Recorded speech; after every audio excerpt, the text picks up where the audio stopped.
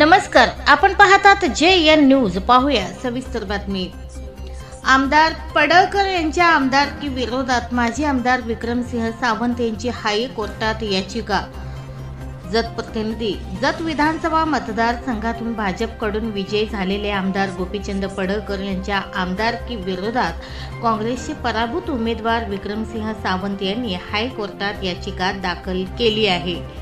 अनेक ठिकाणी बोगस मतदान झाल्याचा आरोप माजी आमदार विक्रमसिंह सावंत यांनी केला असून त्याचबरोबर EVMवरही संशय व्यक्त करण्यात आला आहे. या याचिकेवर 28 फेब्रुवारीला सुनावणी होणार आहे. या सुनावणीकडे राज्याचे लक्ष लागून राहणार आहे.